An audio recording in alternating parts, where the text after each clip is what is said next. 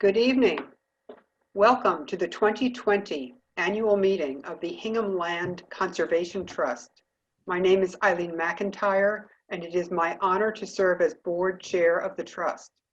As most of you know, this meeting normally is held in the spring at the Hingham Public Library.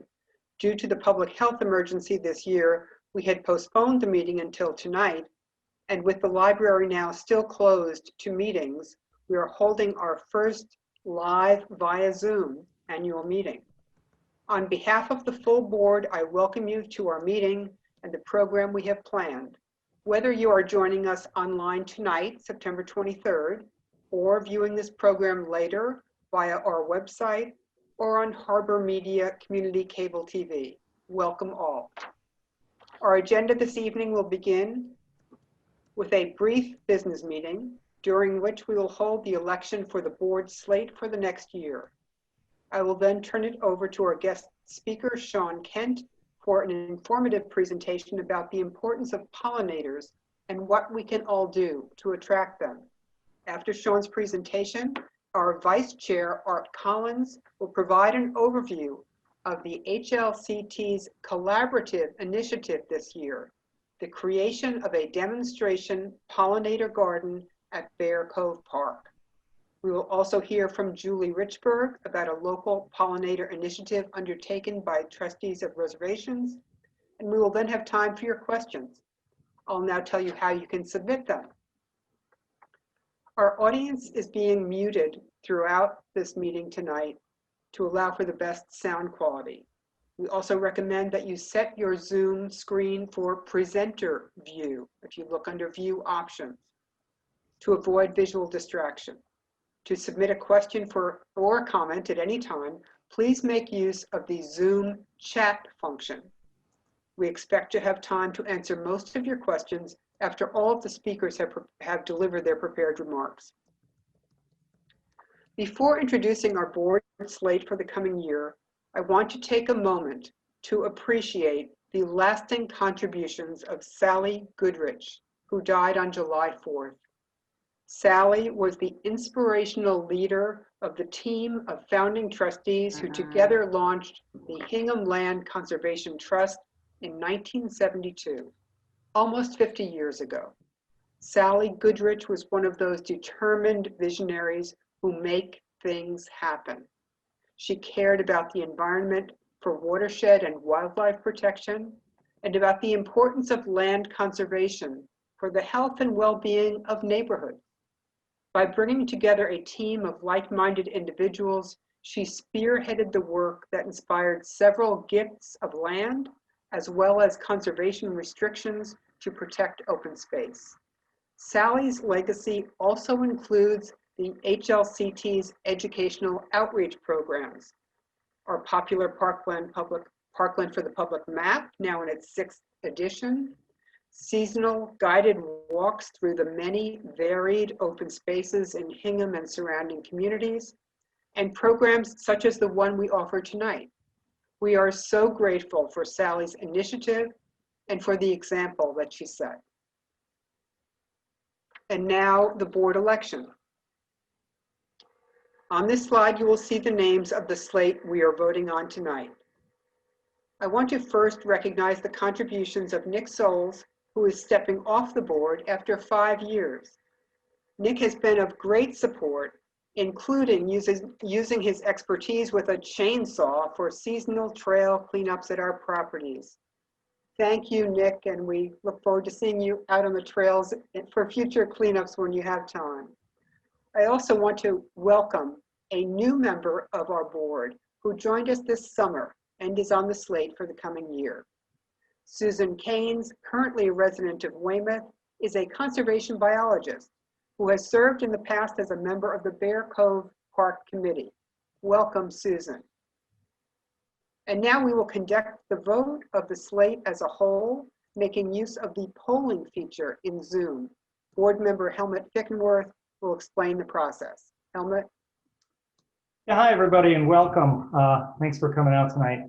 So basically I will just launch a poll and simple one question, yes or no. Do you approve of this board slate for the year 2020 here?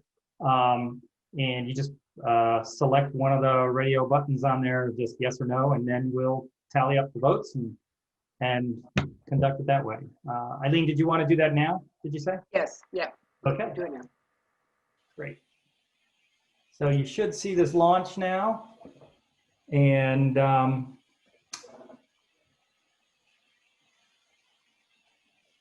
once everyone's found the right button here, we'll try to get, give you a few minutes.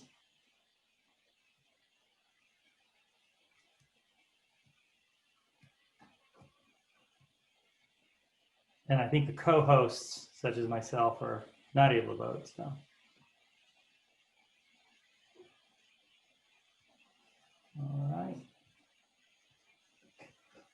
All right, with that, why don't I end the voting and share the results. Okay, so with that, the board slate for 2020 is approved. Thank you, Helmut, and thank you all, and we will hope to live up to your expectations for the year ahead. This now concludes the business portion of the annual meeting, and I will now formally close that portion of the meeting to move into our program. I am pleased to introduce Sean Kent of Mass Audubon. You can see Sean's credentials on the screen now. Thank you, Sean, for taking time to join us this evening and to share your expertise about pollinators, their importance, and what we can all do to attract them. Looking forward to what you have to say, and you can now share your screen. Thank you very much for having me tonight. I'm really excited to be here. And let me just share my screen to get this set up.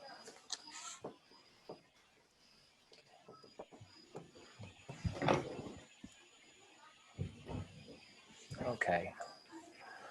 All right. Can everybody see that? Okay. Okay.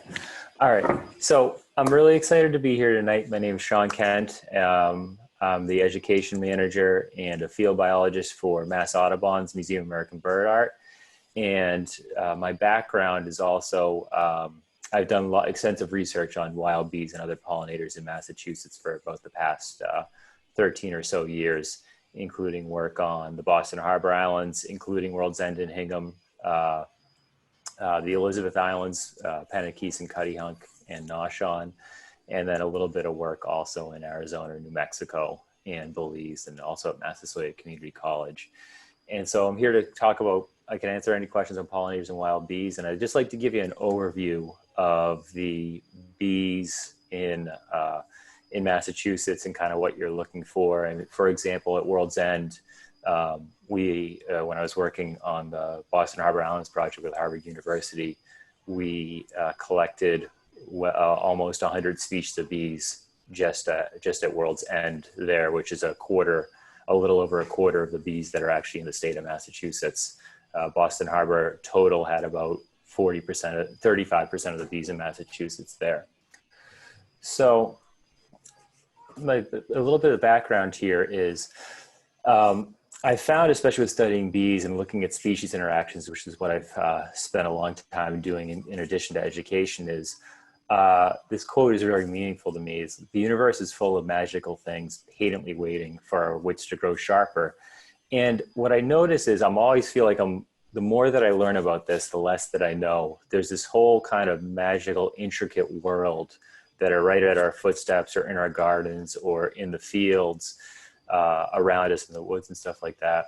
And this really starts to come alive when you start looking at the different pollinators and especially wild bees in Massachusetts. And here's just a picture from my garden that I took last summer of a leaf cutting bee that, before I started doing all this work, I never would have even noticed that it was there. So I'll give a little bit background about bees and why they're important. But the majority of flowering plants, and this can include trees from shrubs to wildflowers, they either benefit from or require animal pollination. And one of the best pollinators in most situations are going to be bees, whether that's bumblebees or other species of bees.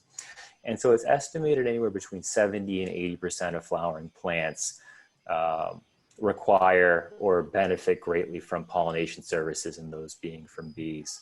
And in agriculture, if you're looking at fruits and vegetables, that's about 40% of the world's crops either require or greatly benefit from bees. And if we start to lose like this intricate ecological web, we're going to be left with pretty much like breads and grains and corn and anything that can be wind pollinated through there. So that, if this ecological web starts to break down, you're going to lose an incredible pollination services there and start to lose those plants. And so what I kind of want to think about here is if we kind of center this around food to start off with, and you start thinking about the tastes of spring and summertime, and now as we move into fall, so I want you to think about blueberries and tomatoes, and we'll focus on like blueberries and cranberries here. And I want you to think about like going back into the springtime, April and May, on those cool kind of damp, wet mornings. That's relatively consistent with the New England springtime. How are these plants getting pollinated and what is going on there? And I want to show you like a really unique and special adaptation that some bees have with this short video that I have from the BBC and David Attenborough here about bumblebees. And I'll talk through this as it's going on. Wait, can people hear this? No. Okay, no, we hold on. Yeah. You want to share Yeah, I'm gonna stop sharing my screen. I just realized I didn't click on the when I shared the screen, I didn't share computer sound. I did this. Okay, so this will work now. Sorry about that. So think again, picture those cool kind of damp mornings, and this is going to be looking at bumblebees here. Bumblebees have particularly large and heavy bodies, Can you and hear flight it for now? them can be a real Yes. effort. That's particularly so in spring, when the mornings are cold, and queen bumblebees are just emerging so think from of their those winter 40-degree sleep. mornings. It's only a few So- degrees above freezing, but a queen needs to get started So the early to vast look for majority of food. insects can't warm themselves up. The thick, furry hairs on her body help to conserve what heat she manages to So generate. imagine like our back muscles. At the moment, she's only a few degrees warmer than the surrounding vegetation, as the thermal camera clearly shows. Her body is only marginally more pink than the blue leaves and moss Think about around when her. you're cold and you shiver to warm up. But she has a special way of warming up for The bee flight. will unhook its wings, its muscles, and shiver. She can put her wings Start to out of gear, contract. so that without moving them, she can rev up the wing muscles inside, and that raises the temperature within her thorax by 20 degrees centigrade or even more, as the expanding yellow image on the thermal So camera traveling going from indicates. 40 degrees Fahrenheit to about 100, 110, that's necessary for flight here. So they're really endothermic creatures that can fly in these really difficult springtime conditions. Her body temperature is now over 30 degrees centigrade. At last, she has a chance of liftoff. So it hooks its wings back into its muscles and flies away once it gets to that appropriate temperature. And that's kind of that buzzing that you hear from bumblebees. She will now be able to visit the spring flowers while it's still too cold for others to do so.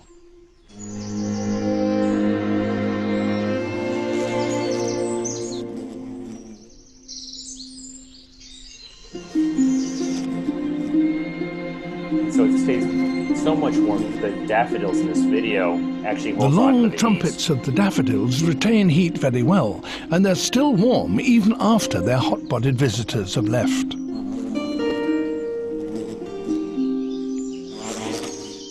So if we think about that time in the springtime when a lot of the temperature conditions can be quite variable, and there's a lot of trees in addition to that, but also blueberries and cranberries that are blooming at this time period, the bumblebees in particular have adaptations to actually fly in these kind of difficult spring conditions. And plants have also evolved an adaptation to take advantage of that adaptation that bumblebees have with that buzzing. And this is in terms of buzz pollination. So what's happening here is, and you can picture your back muscles and taking your back muscles off of your arms. The bumblebees are taking their thoracic muscle and unhooking them from their wings and vibrating to heat up. And that also, when they vibrate, plants like tomatoes and blueberries and cranberries and other plants in this group they actually can only be pollinated well by buzz pollinators. I want to kind of show you a video here from PBS about buzz pollination so you can see that in action. Okay, so there's that buzzing noise where it's unhooking its wings from its muscles, and the wings are vibrating here.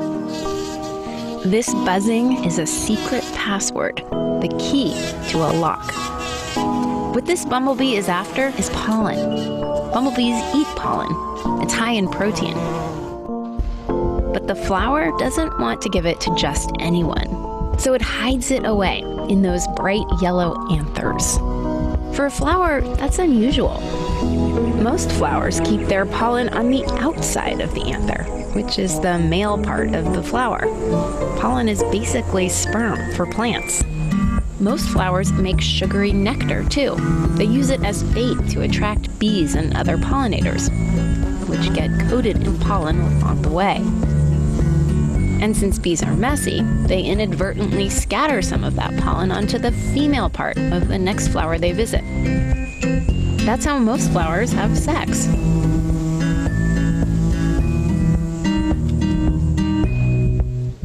But this type of flower doesn't offer nectar. The only way to get to its pollen is through those tiny pores at the ends. But the bumblebee knows just what to do.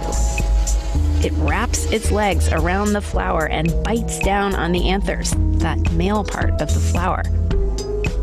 See those wings shaking? Normally, the bumblebee uses those powerful muscles to flap its wings. That's what makes the buzzing sound when they fly.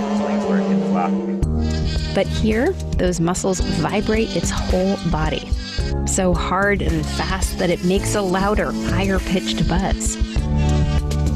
This vibration shakes up the pollen trapped inside the anthers until it spews out all over the bumblebee. It's called buzz pollination, and you don't need a bumblebee to do it. As long as it's the right frequency, the pollen. A tuning fork will do. For the bee to collect and transfer. You can see it coming out right here. And it matches that frequency of the buzzing.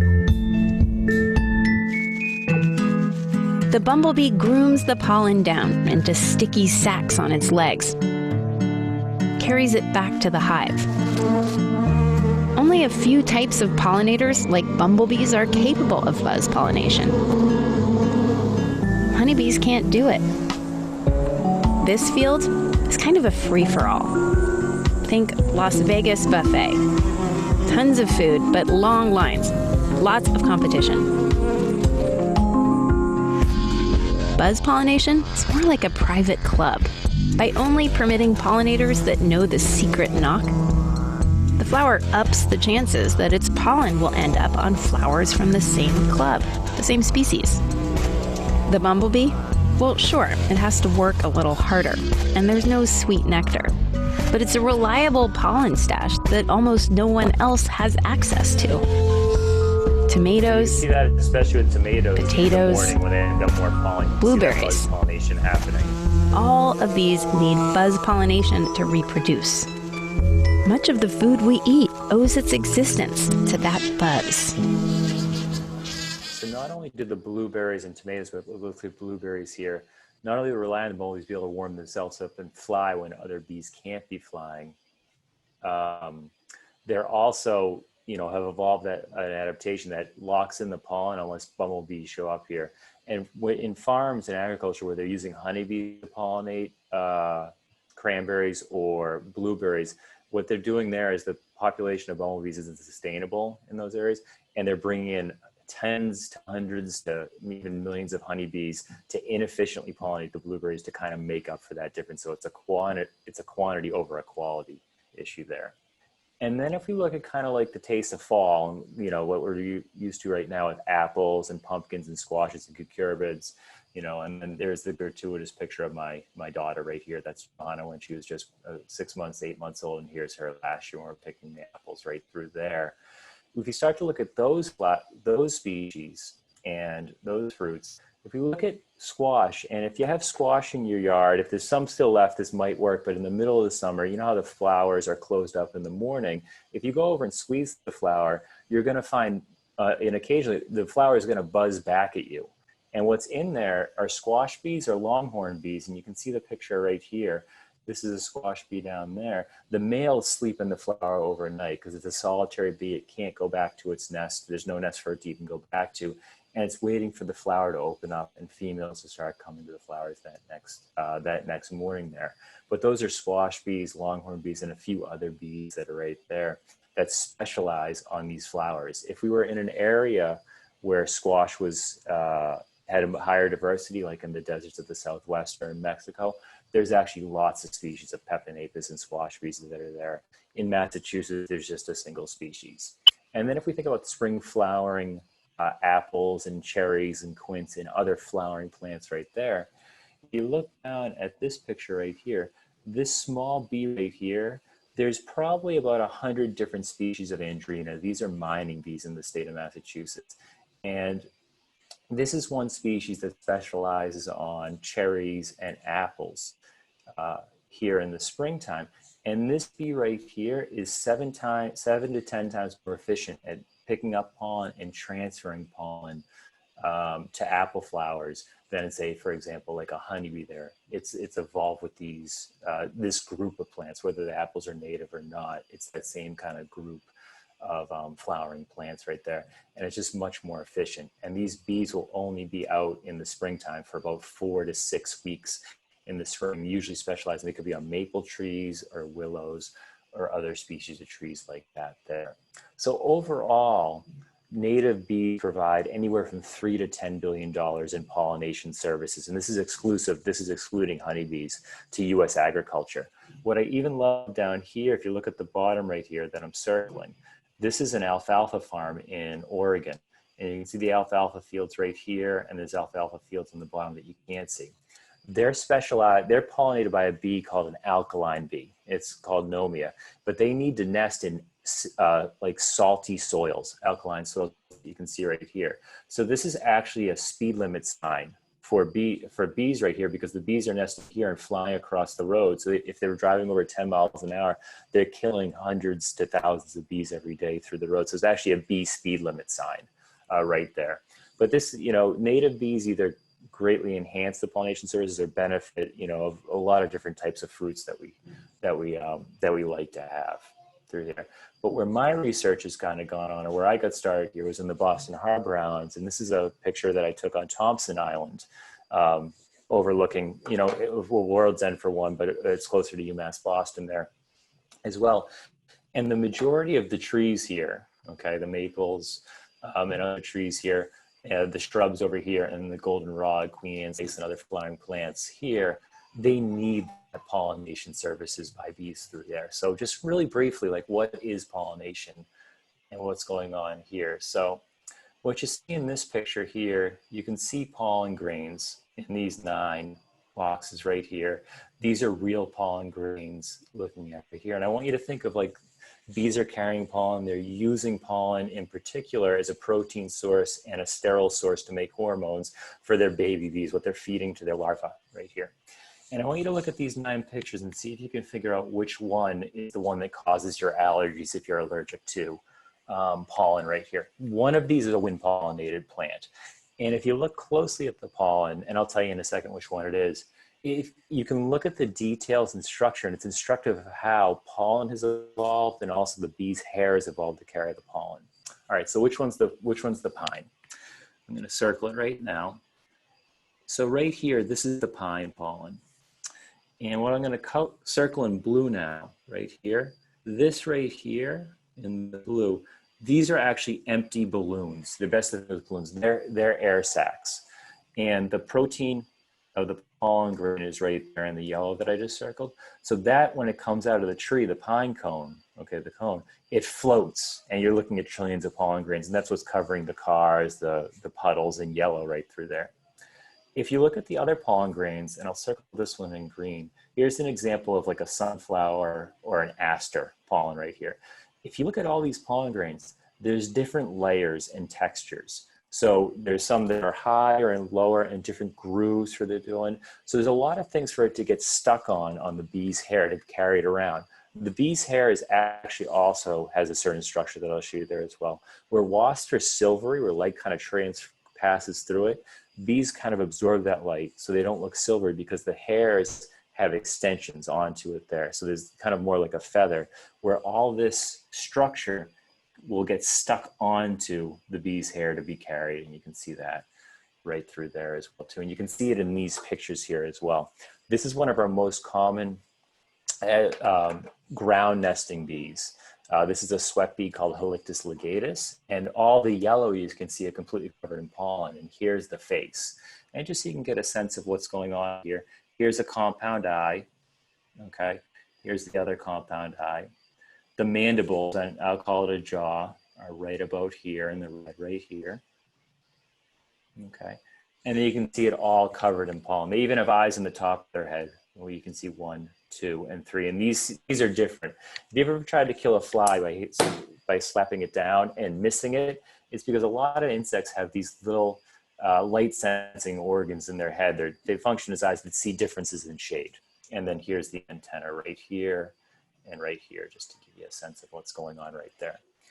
And really briefly, like in terms of like what's going on in pollination, here's that apple flower that we looked at earlier. The pollen grains are right here. Okay, so the bee would be collecting it from there. The pollen, typically this would be on a different plant. The pollen would be transferred to the female part of the plant in the center of this thing right here. And what happens is a tube is created, going down to the center where the ovary of the plant is, where the seeds are going to be produced and where the fruit's going to be produced. And you can see a star-shaped structure here, like just if you cut an apple open to see the seeds, it's got that same pattern right there. So in terms of like pollination, here's some videos that I took of bumblebees going to false indigo. And what I'd like you to look at in this, when I play the video, is watch how the bee moves into the flower. It's going for nectar in this part of the flower and is working its legs and stuff like that. So you can kind of get a sense of how pollination is actually occurring. And as it goes in, what you can see is, okay, and I'm going to show this twice just so you can see it. What you can see here, and look at this part of the flower right here, and you'll see the pollen come up and touch the underside of the bee.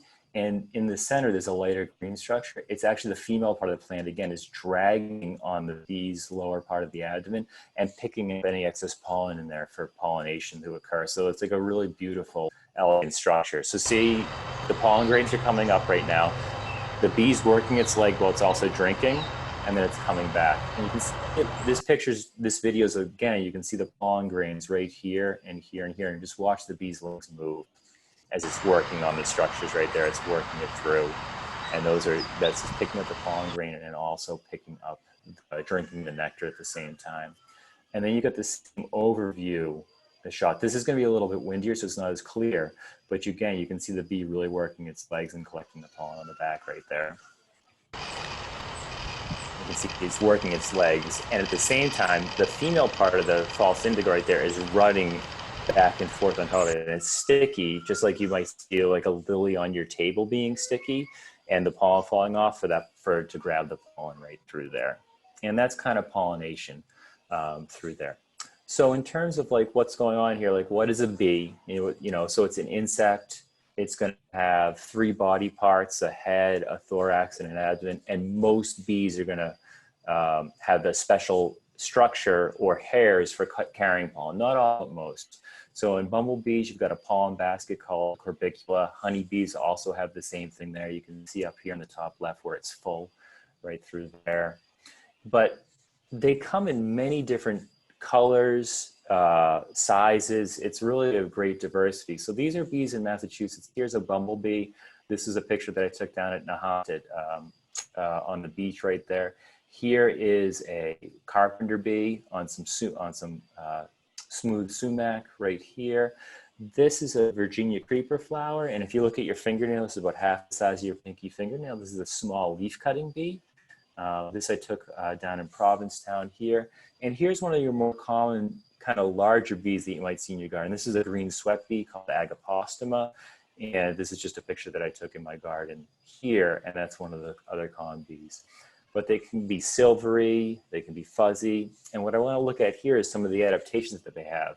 So in the center here, there's the mandibles right here, okay? And then this is, it's not a tongue, it's a glossa and a labia, but you know, think of it as its tongue right here. And if you put your arm underneath your chin, picture like the bee chin, it's kind of tucked in here and it will come out, okay? And this, the fingers at the end of the tongue, right? The gloss, the labia there. And if you're picturing the bee's glossa here, picture it having Velcro all over it right there. So when it goes into the nectar, when it goes into the liquid, it's able to kind of adhere that there. And inside each Velcro, it's like a little straw, like capillary action, like you would have with celery, where the nectar will just automatically, due to physics, just go up into the bee, where it can then drink the nectar and get the nectar in there. It's a really lovely adaptation for that. Like I said, bees will have special pollen carrying hairs. Leaf cutting bees and mason bees have it on their abdomen. Mining bees have it on their back legs, okay, as well as carpenter bees. And that's typically where they're carrying the pollen, if they're a female bee that carries pollen. But they can become in many different colors. This is one of the most common bees in your yard lawn. I combine those words right there. And you could have up to 1,000 to 10,000, you know, on an acre right there. They can be bright blue to purple. This is our most common carpenter bee. This is a small carpenter bee. And you can see it's metallic-y blue there. This is definitely in the majority of gardens that you'll have in Hingham right here. They can lack hairs and be bright red right through there. And you can kind of see how they're closely related to ants. And this is a bee that steals pollen from other bees. So it actually doesn't have any pollen carrying hairs. It's called a kleptoparasitic bee. You know, they can be red and yellow. They can be silver and black. They can be kind of black and, you know, metallic-y in color, reds colors, you know, layering colors in bumblebees through there, from yellows to reds to jet blacks through there as well too. And then here is just some close-up images of leaf-cutting bees here as well.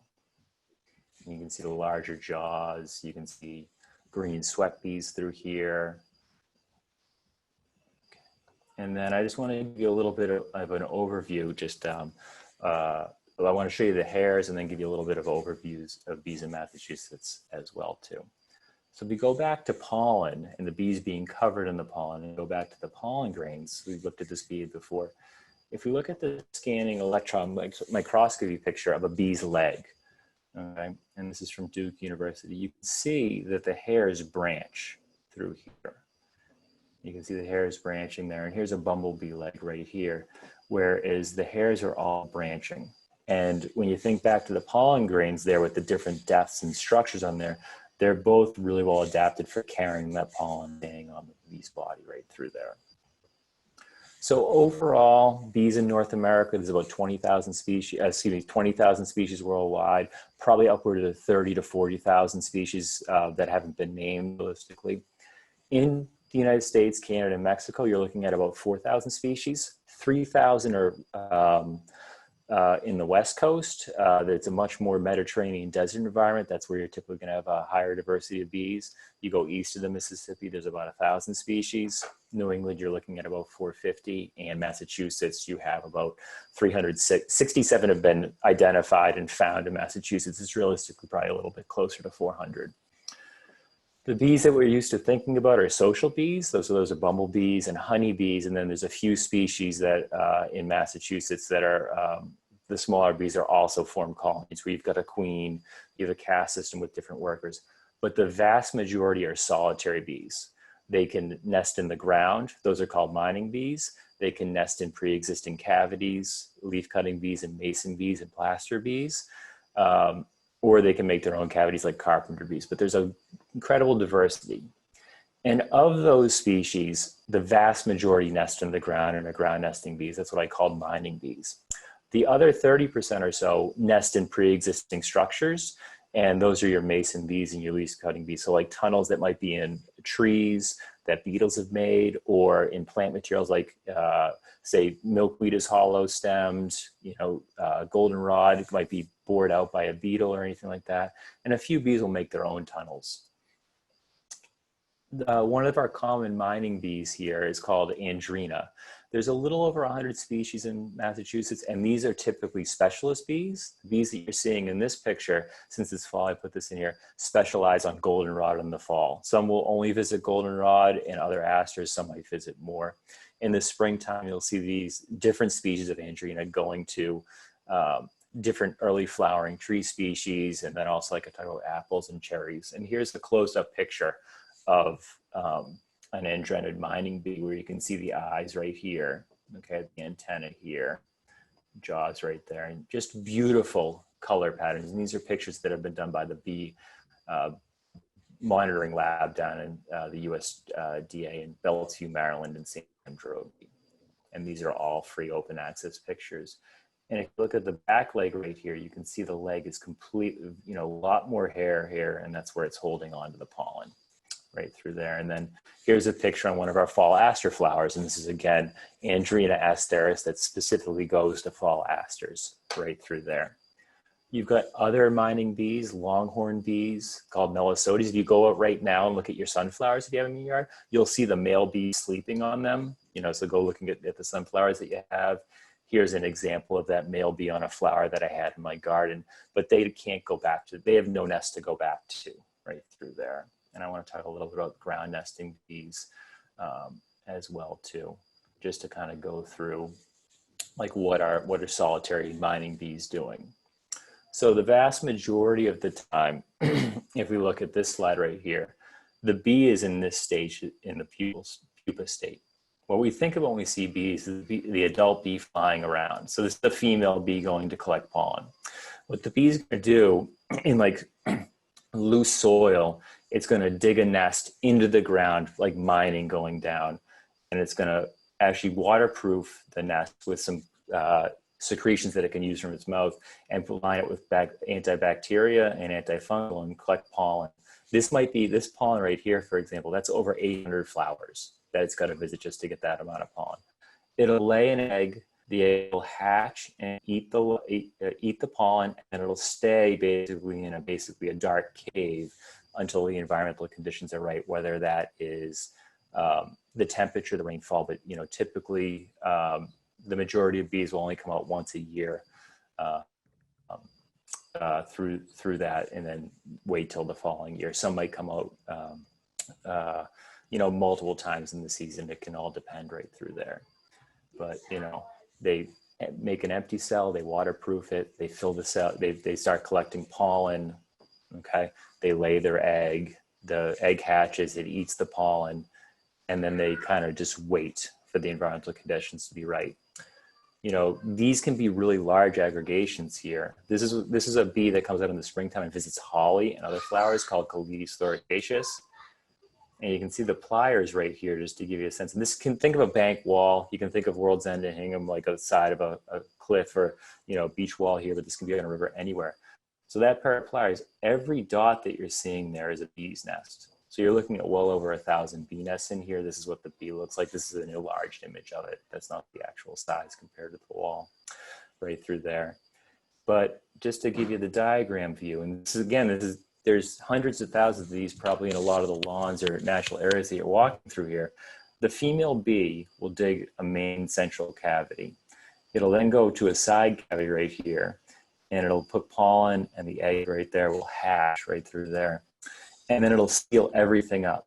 In a study in Maryland in the 80s, in a 1 acre lawn, there was over 100,000 bee nests in that lawn right through there, in just a suburban lawn. So the diversity can be really high. Here's another bee nest right here on the left. And this is a plaster bee called Colides. And it actually has the ability to create a waxy substance that it lines the entire nest with. And it's producing that with its mouth and also its other organs in its body right through there. And then I know my time's finishing up here, but you know, you also have bees that nest in cavities right through there. You could fit the bee that you're looking at here, you could fit 5 on your pinky finger right through there. This is an extremely tiny bee called Hylaeus. Here's a picture of of our most common carpenter bee. This is a small carpenter bee called Serratinia right here. You can see the metallic blue structures right through there.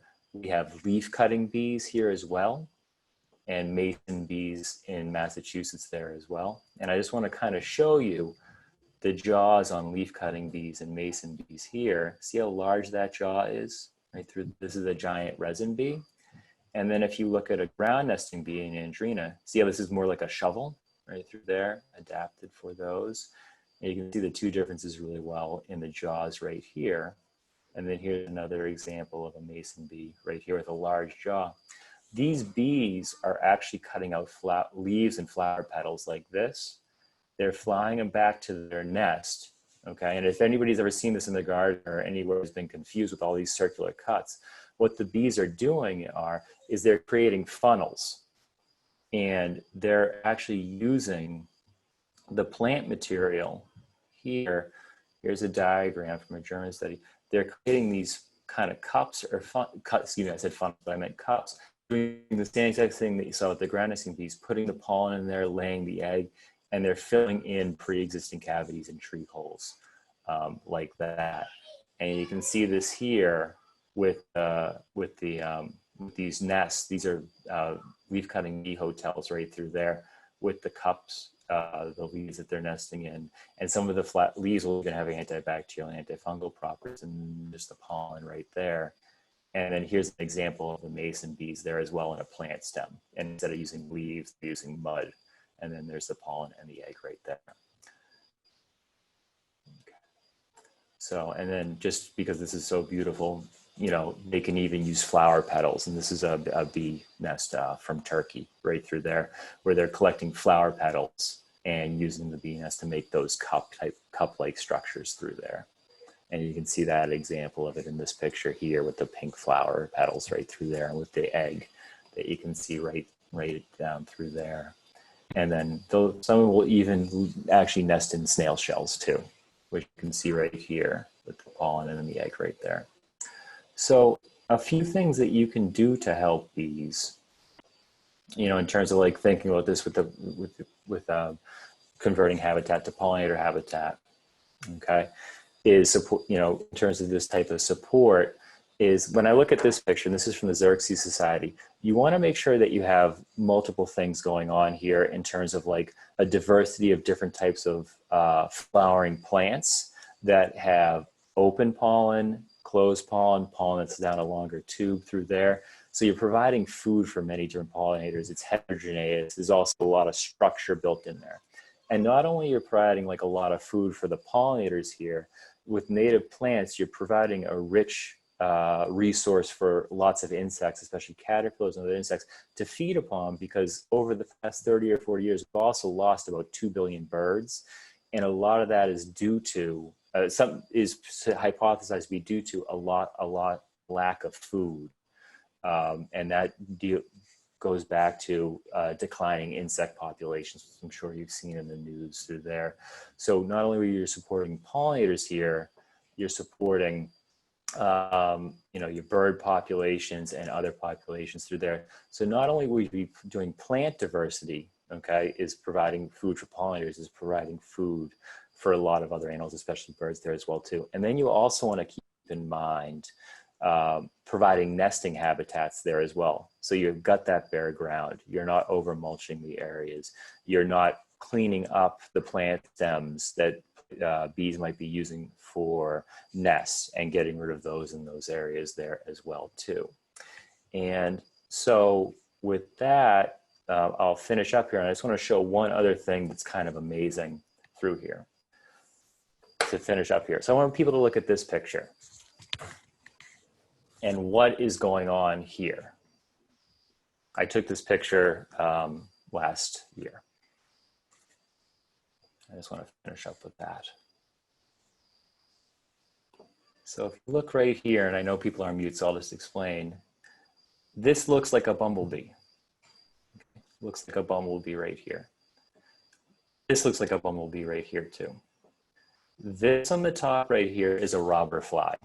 This is mimicking a bumblebee, and this is a predator that eats other insects. Right here, this is a bee, but it's not a bumblebee. It's a leaf-cutting bee that's mimicking a bumblebee, that's being eaten by a fly that is mimicking a bumblebee right through there. And so like this ties back into just that kind of that quote at the beginning with the wits growing sharper, but the more you look, it's just an astounding natural world. And I can talk about this for a lot longer, but I do want to be mindful of the time. So I'll be happy to answer any questions at the end. And then I just hope that wasn't too boring. But if you do see a snowy owl and it's yawning and you miss it, it always yawns 2 more times afterwards. So you don't have to miss out on that. Okay, Sean, thanks a lot. No, that was fascinating, and it definitely raised a lot of questions for me. And I'm sure others will have questions too. And it ties in well with with what we're doing, what we're trying to do with our initiative. Great. So, let me go ahead. Thank you very much, and I can't wait to be able to come out and see it. Great. All right. So let me share my I'll screen mute myself. so I can remember how to do it. Here we go.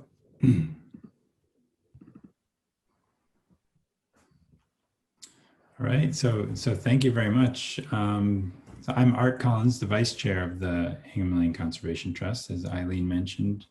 And I wanted to give you a little bit of information about this, our initiative, which where we're trying to promote native and wild plants, but specifically pollinator friendly plants. And we've started an inaugural project at Bear Cove Park, which I'm going to give you some information about. And I'll have to say some thanks to our small army of volunteers that have helped us along the way. I saw Lonnie Fournier, it seems like she joined the call a bit ago, and she was sort of at the beginning of this because we were proposing putting in a garden at Town Hall, which we hope to be able to do someday still, but for now we've got this one at Bear Cove Park, and it's keeping us busy. So the initiative, we want to try to promote native wildflowers, but also it's really a community initiative where we're partnering with a lot of different people and organizations in the community. I think that's key to this. We've partnered with the Wild Ones organization, and if you're not familiar with them, it's worth visiting, looking them up on the internet and learning about what they do. It's just a collection of people who are enthusiastic and very knowledgeable about native wild plants and trying to promote them throughout the area. Britt Drews was at least the co-founder, if not the founder of the South Shore of Massachusetts chapter that we're working with. And then we're working with Hingham High School. And Katie Roberts there has actually gotten the botany class involved, and they've helped us out. And I'll mention that a little bit more later as well. And then we have been working obviously very closely with the Bear Cove Park Committee. And then I mentioned Lonnie Fournier from the Conservation Commission as well. And so if you've been to Bear Cove Park before, you've probably seen, you come in the main entryway and there's this triangle that's in the middle of where 3 roads come together. And it's known as the Triangle Garden. And it had been, a cultivated garden for many years. And it's some very beautiful plants there, but it had, it's a lot of work to maintain a location like that. Among other difficulties, there's no water supply there, so it's very hard to keep things going. And it had gotten, wild and overgrown, and some invasive species had come in as well. So it seemed like a good spot. And so we decided we would try to convert this to a wild native flower garden. And one of the advantages, of course, is that once it's established, it shouldn't require a lot of maintenance to keep it looking beautiful. And so just a little bit about wild native plants, why we want to try to encourage their use. They reduce fertilizer and pesticide use, and that sort of leads me to a question that I want to ask Sean later, because they're adapted to the conditions and the soil and the temperature and everything of this area, so they don't require and the local insects as well, so they don't require the chemicals in order to keep them healthy. They have lower demand for water also because they're adapted to the soil conditions and the rain levels and things like that. And it actually contributes directly to pollution or to reducing pollution, because you're not, when you have a wildflower garden, you're not mowing it every week like you would a lawn. And we all know that especially small gas-powered machinery like lawnmowers are more than 10 times more polluting per gallon of gas burned than an automobile. So anything we can do to reduce that is a really big help. And then these wild plants also, because they create this structure and this habitat for wildlife, including insects. And if you go to that triangle garden, you'll see that it's a favorite spot for a family of deer to bed down in. And so it really helps the other aspects of the local ecosystem. And then, just enhancing biodiversity, so that we're not just planting one type of grass everywhere and everything's the same. It's really important for our stewardship of the natural heritage and also it helps us to feel more connected to nature. And ultimately, because you're not having to mow it, you're not having to water it, you're not having to apply chemicals, it costs a lot less to maintain. And this is one of the plugs I want to give for people considering, converting an area of their lawn. And I also want to throw something out there. I know some of you probably already have done this. And what I want to do is actually hear from you. If you have a section of your property where you've established a wildflower garden, I'd love to see it and start sort of coming up with examples, and we could share them on our website as examples for other people who are thinking of doing that. So I mentioned we had this community partnership, and so I'll just go over that real quickly. Again, we worked very closely with Wild Ones. I can't say enough about what Britt has done to help with the design, identifying the plants, and also a lot of the roll up your sleeves and get your hands dirty work.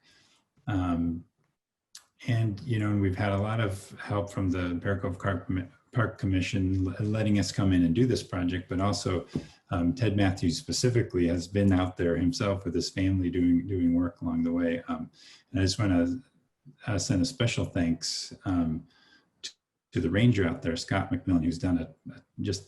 Obviously we couldn't have done it without him at all. He was really key in making this happen and did a lot of work for that.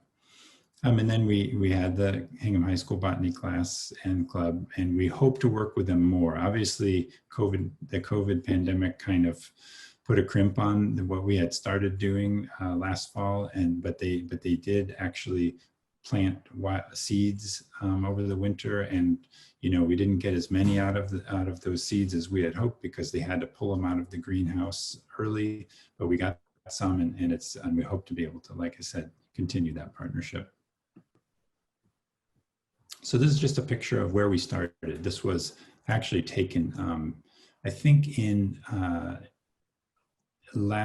want to say this was taken maybe in February. And the Triangle Garden has like an outer and an inner section, and this is focusing on the intersection, which is where we started. And you can see there's a lot of things growing in there, and the first step was to clear it out. And once we had done that, it was a lot of work, and we laid a thick layer of mulch over it, then we were ready to start planting. And here I am on the planting day. You see those white marks on the ground. We actually painted out shapes of different beds where we wanted to plant different types of flowers, and then we had to do a lot of watering. So this is you can see we're starting with these tiny little plants. You can barely see them, and they had to be watered several times a week all summer. We're finally coming to the end of that, and I can't say thank you enough to our volunteers who have been involved in the watering. So we've had, I think, Jessica Greenwood was a volunteer in addition to Britt Drews. Ted Matthews was out there with his family. Janice McPhillips helped out a lot. Lonnie was out there. And I think Don Kidston and Eileen McIntyre from our board definitely carried the bulk of that burden. They were out there very regularly doing this watering. So I thank you very much for that. So then ultimately, once we've been watering for a couple months, this is what it looks like, and it's coming along really well. We were just keeping up with the weeds to try to keep things from getting overtaken, and putting in that hay that you see there to help retain moisture.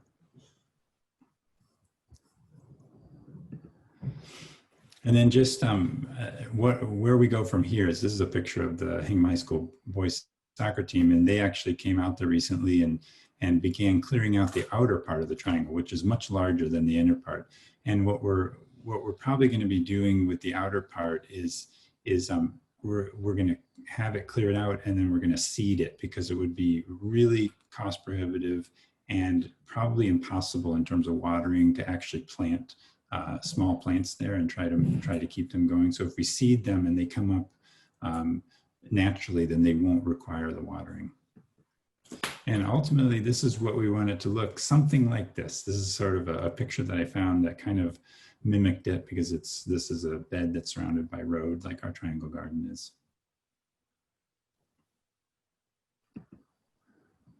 All right, so and again, if people have questions, they can talk about the different kind of plants that we planted and the invasive plants that we had there that we removed. You can ask me for information about that afterwards as well. But I wanted to, and I think, Julie, you're there, right? I actually don't know for sure.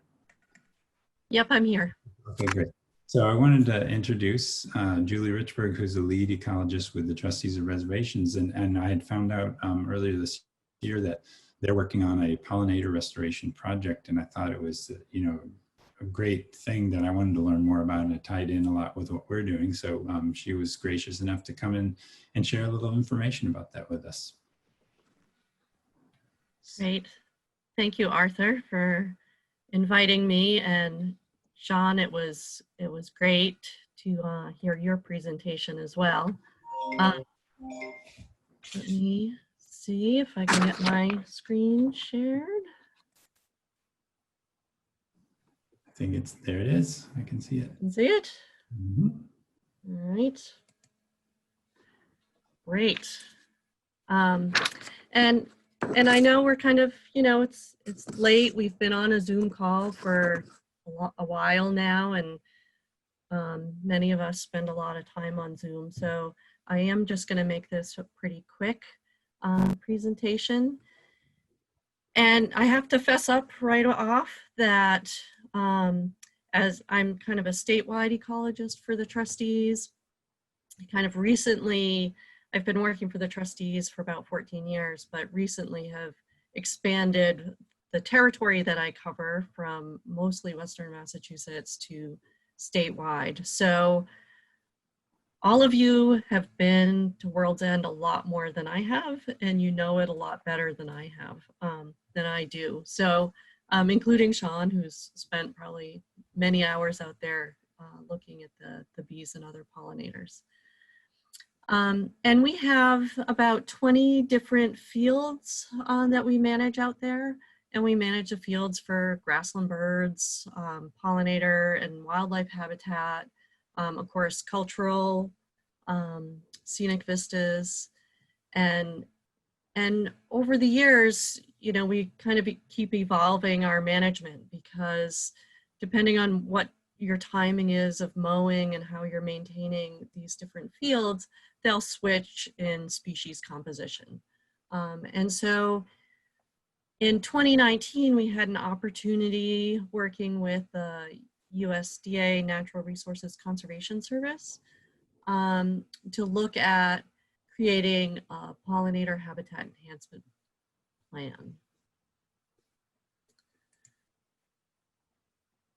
So I'm not going to get deep into the details of the plan. One of the main things that we're looking at, well, a couple of key actions that we're looking at. And this map shows kind of our conservation plan map with the different field polygons outlined, the different practices that we need to do on them. And as Sean was talking, and he's really did a great job describing what bees, but then that translates into other pollinators. What they need is diversity of species, diversity of plant species, diversity of habitat. They need that open ground for nesting.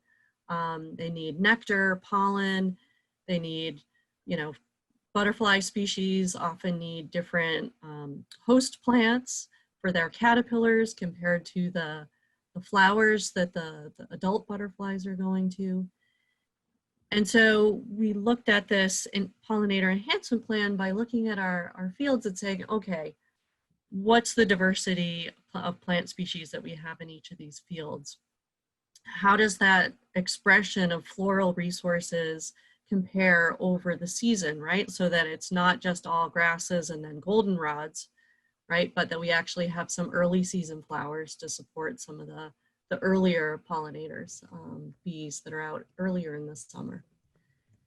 And so we've come up with kind of a couple of key actions that we need to do, looking at brush management, right? So keeping woody species out of our fields and keeping them more dominated by grasses and forbs. We're looking at doing some plantings in fields that are not as diverse as we'd like them, or they're lacking certain plant species.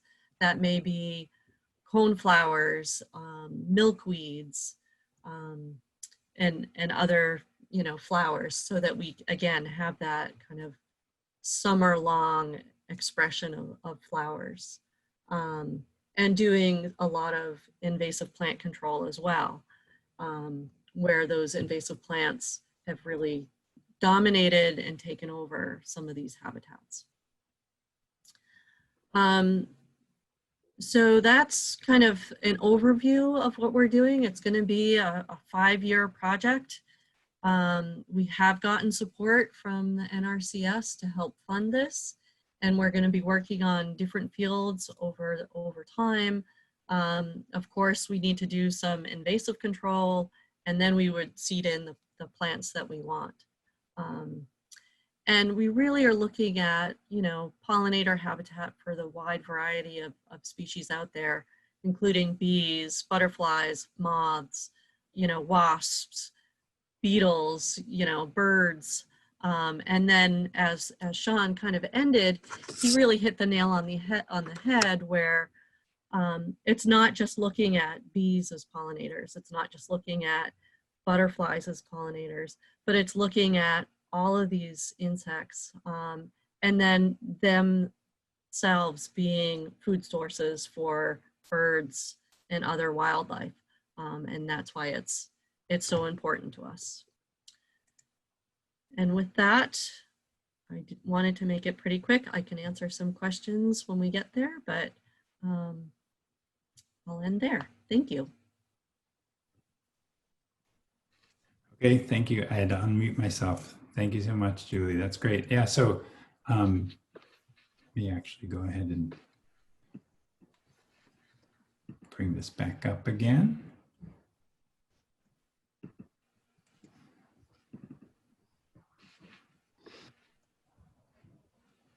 So that does bring us to the end of the program, and we've, like I said, we've left time for Q&A. And I think that was great. That was like the perfect link, because I know it's you can just do a lot more when you're on Zoom and there's no distractions. Everything, put a lot of content in.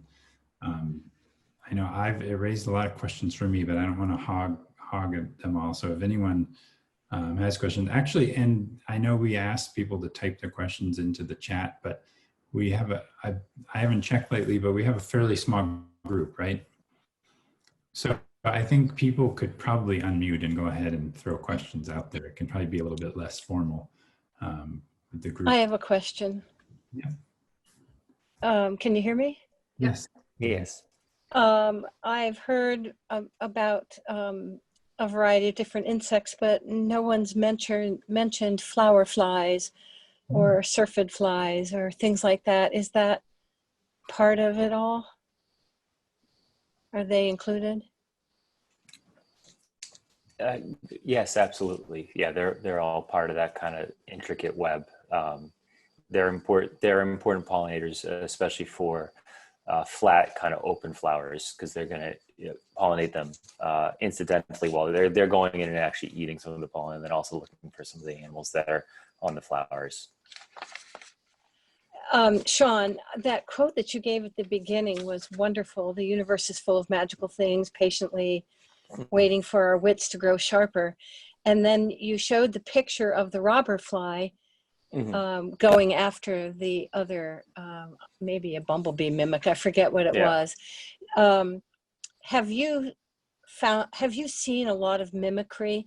And I mention this because I was totally excited one time when I found an ant mimic, and I was studying ants and extrafloral nectaries, and suddenly I saw an insect that looked like an ant, but on second look, it had a proboscis and not mandibles.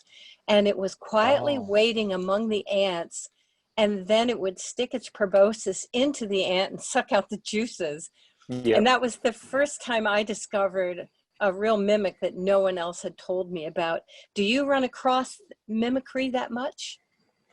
I do. It depends, but yeah, you really do, especially with bees and wasps. There's a lot of things that mimic them in terms of like that banding, you know, black and white, black and red, red and yellow type of patterning. There is relatively common as far as mimicry goes. You'll also see spiders mimicking, like in some cases, ants and other animals there as well too. So this sounds like some type of a fly or assassin bug. The ant mimic? The ant mimic, yeah. It like didn't maybe have an assassin. wings. Okay, It had yeah. no wings. Yeah. It's been 30, 40 years now, but Yeah. it really looked like an ant at first glance. Mm. And the only thing that really distinguished it was its head was a little more pointed, and it had this proboscis sticking out. Wow, that's wonderful. Yeah, it was amazing. I see we have a question from Barbara McAlvin for you in particular, Sean, but maybe Julie as well. Her question is, what type of annuals would you recommend for her backyard to attract bees and butterflies? In terms of, let's see, annuals. If non, like sunflowers are wonderful. I mean, they're not native, but they're wonderful pollen sources for a lot of different bees. A lot of annuals, whether they're native or not, if they have open and exposed pollen sources, like they're really good, as opposed to say something that's more ornamental going through there. Things like sneezeweed or foxglove that is either depending on the species, is either an annual or a biennial. So basically the vegetative part of the plant will grow in year 1, and then in year 2 it will seed and die back. If you don't want them long term, but typically with annuals they're going to be more weedy as well too, in terms of seed really well. But those are some good ones, but I'm kind of blanking right now on some others. That's fine. Yeah. Thank you very much. That's perfect. Oh, you're welcome. Yeah. Hey, Sean. Zach here. I had a question for you. I thought it was so fascinating about the bumblebees creating their own heat by beating their wings. Does that play into hibernation when we get into the colder months here? Or how do they survive the winters? So pretty much all the bumblebees that you see are going to die. And the ones that make it through the winter are going to, so in the springtime, bumblebees are solitary. It's just the queen. So the entire colony dies off each year. And then the queen will form a hyberculum. The nascent queens, the new queens, will form like a hyberculum, typically on like a sunny slope, burrowed into the ground, and make it through the winter that way by, for all intents and purposes, freezing. And in the springtime, when the conditions right, and if they do make it through the winter, they'll come up, but they're not going to be vibrating through the winter. They wouldn't have the energy stores for that. And then the spring is really vulnerable as well, just to kind of tie into that, because not only are they starting their colony, they're going out foraging and then caring for all of the larval bees. And then once they go through their life cycle and become adults, then the queen stays in the colony, and then it has workers doing care for the juvenile bees, and then also going out and collecting pollen from the flowers. Thank you. That's interesting. You're welcome. I have a question, Sean, about wasps, because I think as homeowners, we often think of wasps as pests when we may think of bees as very important for pollination. how should we think about wasps? Well, leaving out the fact, like, for example, like when they're in dangerous situations, like you've got a bald-faced hornet nest near like a door or something like that. Bees are vegetarians. So they're getting plant material like pollen or nectar and sometimes oils and using that. Wasps are carnivorous. So they are going out and looking for caterpillars, beetles, other insects, spiders, stuff like that, to then usually to bring back and feed to their like larvae, like pollen for bees, like caterpillars for that. So they're doing, in a way, important like biocontrol on any type of pests through there. So they're playing a role in the ecosystem there as well too.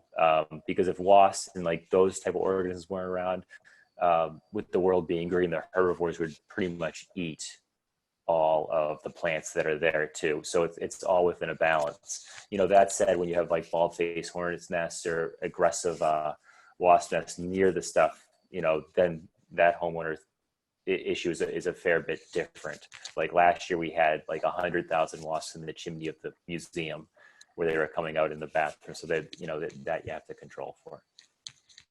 Thank you. Yep.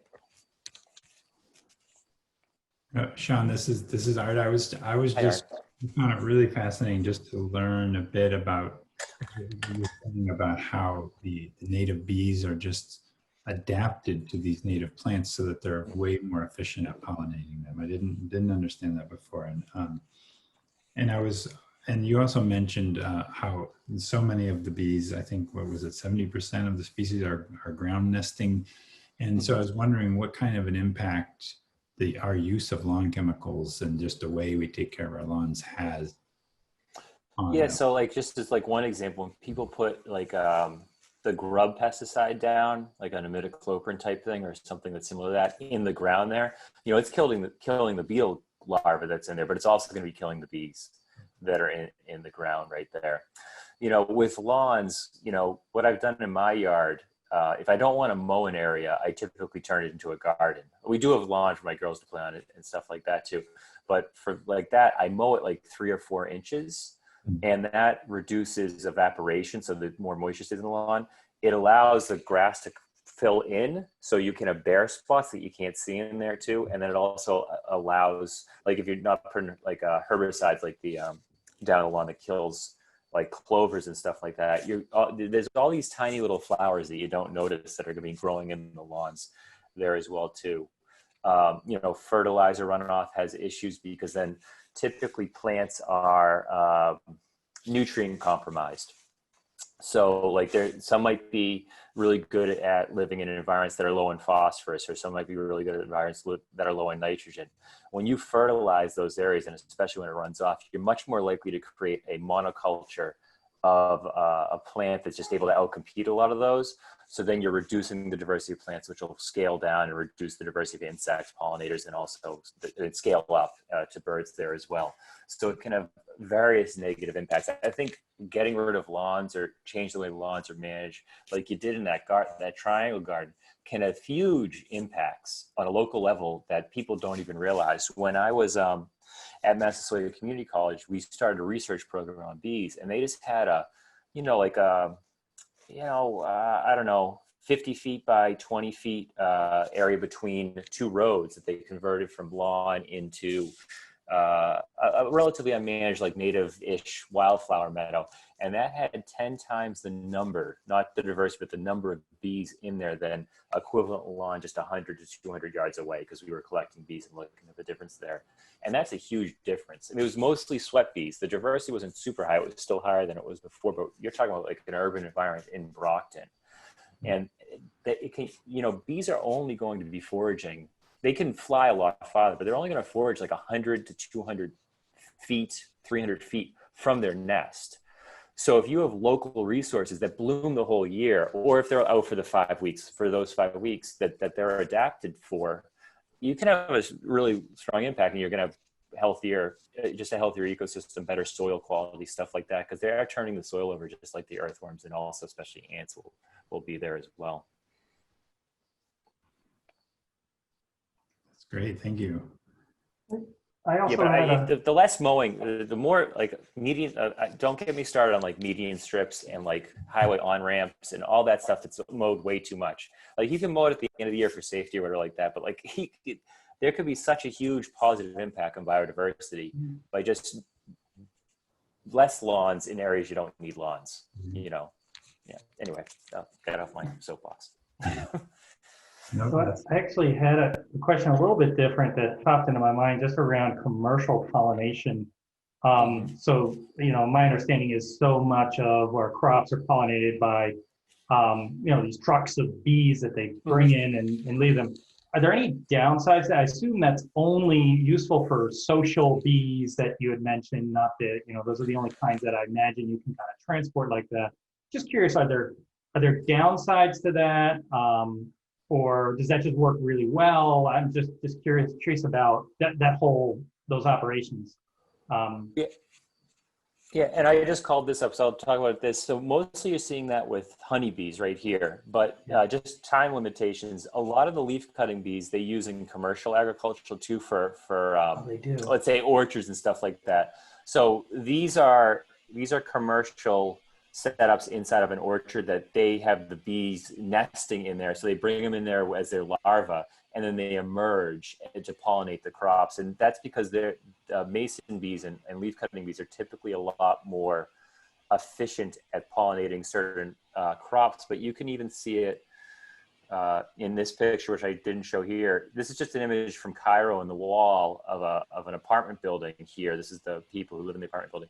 Every dot you see there are bees flying in and out of the wall where they're nesting. And the reason I have this picture here is here's an alfalfa field in a shed. And if you look closer here inside the shed, these are all leaf cutting or mason bees that are in here. So you can have a large number of them that are actually doing commercial pollination through that. The major problem is with the way that modern agriculture is set up in a lot of areas, they're huge monocultures. So you can't have like, you know, like commercially viable with the way they're doing it, where the flowers might be blooming for a week or two. There's no native bees that can really survive there because there's no food sources throughout the year for them to work with. So if you have like a watermelon field that's watermelons for miles, just as an example there, that's only blooming for a week or two. So even if native bees are better at pollinating that, there's no other food sources through there. So they're required to bring in honeybees to do that. And there's lots of issues overall with the way that they manage honeybees and like as a livestock crop that I can talk more about as well. But you know, also with the advent of the expansion of Roundup Ready and other genetically modified crops where they can use broad spectrum herbicides to spray over the field, the crop doesn't get killed, but all the weeds that might actually support native bees that would then also pollinate the crops, they're all killed. So when you don't have that kind of weed hedgerow type of thing, and you're not managing for a healthy ecosystem and healthy pollination, you're really, it's really at the detriment of even commercial agricultural pollination. That's changing a little bit. That's changing, especially in orchards, like, you know, apple orchards where they let the grass grow higher to reduce evaporation, and they're letting kind of the weed, you know, like even just like clovers grow there, and then they're supporting wild bees there because it's been shown from Cornell and other sites, when you have healthy wild bee populations, even if you're using mason bees or honeybees to pollinate your apples, if you have those android bees, your apples are typically heavier, can sell for more because they're pollinated more efficiently, and the apple tree's investing more resources into that apple. You know, just as an example there, if that answers. And I'm not sure I answered the question, but I'm more than happy. Yeah, no. I mean, that's great. No, that was wonderful. I mean, I had a little bit of a follow up on that as well around colony collapse disorder. Is that just affecting honeybees? Is that or wider spread specifically? Just I thought maybe he had a word or two to say about that. I know that's a whole other topic, but so colony collapse, the way that they're using it now, and colony collapse has been around for over 100 years, but it expanded in the 2000s, mid 2000s right there. And that's specifically towards honeybees. And it's primarily affecting commercial honeybee hives. And it's with the management where they're, like you said, they're trucking them thousands of miles to the almonds and then to the blueberries. the genetic diversity of honeybees is really low. So there's less diversity in there to resist any diseases.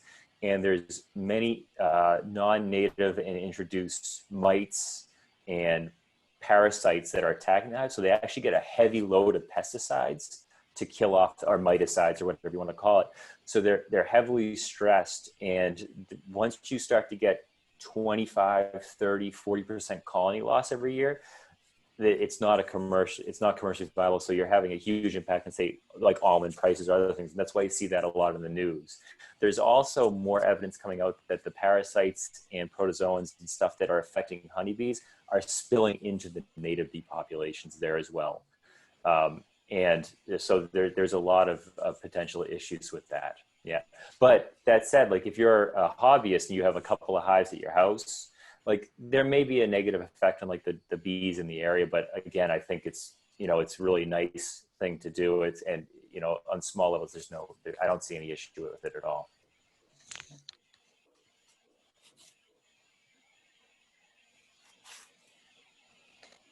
Great. I can't wait to start. Like I didn't realize that there was so much variety in the appearance of bees. So now I'm going to try to be more observant when I'm out looking at these insects. And, I guess I'm looking at bees a lot more than I realized. Oh, that's great. And one thing that you can do in that garden that might be good for like in terms of education is you could put up like little, and it's easy to search for and help you with this, like little mason bee hotels where like you can have like, you can put up structures where people can actually see that. There, you'll have enough plant material where that's not necessary, for the bees to be nesting, but it's really good just to get people like, oh, I had never known that. And you can make them look like really kind of arty or nice, where they're like also a nice, they're just nice to have in the environment. We have one at the museum, just as kind of like an education thing that a Boy Scout and our property manager put together that came out really nice. How important is it for us to have a water source right, on the location? Because we don't, should we try to put a little pool or something or a bird bath to get some water there, or is it? That could be helpful if you're able to maintain it, where the water's not getting stagnant and fetid and stuff like that. And it depends like what's nearby. Yeah. I thought you were going to ask about water, like having a water source to water. And I'm like, well, mostly that doesn't matter, but with the droughts getting worse and worse. Yeah. But it would be nice, but it just depends on if you can keep it, You can also put out rocks and stuff or you can have like natural areas that capture water when it like rains and stuff like that. So where it stays up through there. So you can, instead of like trying to maintain a bird bath, you could create structures that are more likely to hold water for certain amounts of time and then evaporate naturally. Yeah. Rick, you had a question. Do you want to voice it so we don't miss it? Yeah, I think Sean answered my question earlier when I was about to send it. But first of all, outstanding presentation, Sean. Thank you very much. Thank you very much. Thank you. Yeah, learned so much about different bees. But is starting and maintaining a beehive on one's property useful for the local ecology? Is there any downside? The downside, I think outweighing like the enjoyment of having a hive and getting to look at that very closely and having honey. I think, on a small level, there's really no issue. They could potentially compete and overwhelm some of the local native bees, but again, on like a small scale, I don't think you should worry about that. Yeah, if you had like a 50 or 100 or even 20, then I might be like, well, you're probably having a negative impact. A hive or two, I think, is fine. Yeah. Okay, thank you. Yeah. I wanted to thank Julie for sharing the information about what's going on at World's End, and maybe we can think of a way to get people out there, talk with your local management people here to understand what's happening there. It was great to hear about. Thank you for that. That's really wonderful, Julie. I'd love to learn more about it. And we'll definitely be doing, it is over 5 years, and we'll be doing different, descriptions and signs of where we're working on what. But you'll definitely see, we may be doing some planting some strips and doing some other interesting things. So it'll be great to see it evolve over time. And if you're, when you come to town, let us know. We can go out there and walk with you. Oh, great. It would be lovely.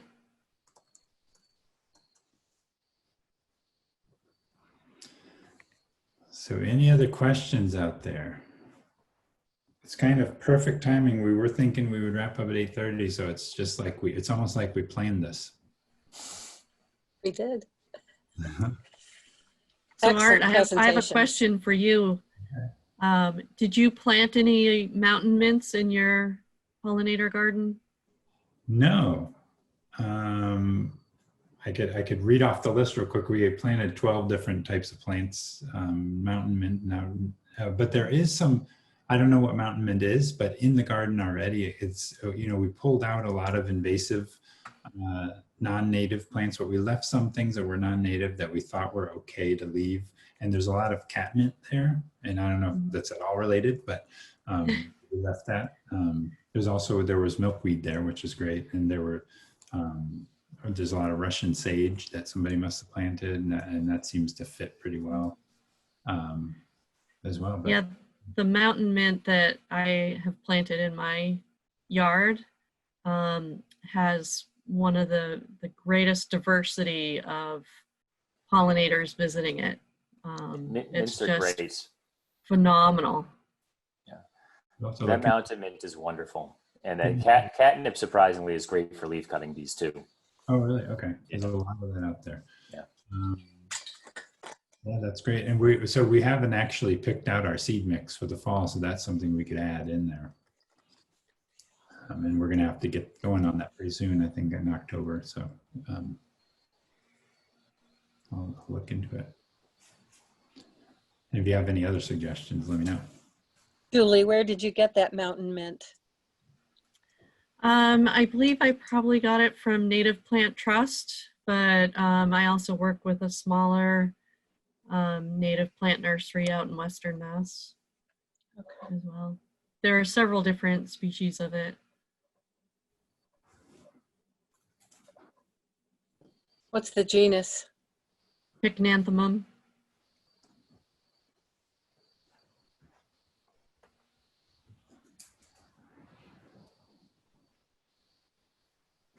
Art, should we say goodnight to folks, or are we out of questions? Yep. Yeah.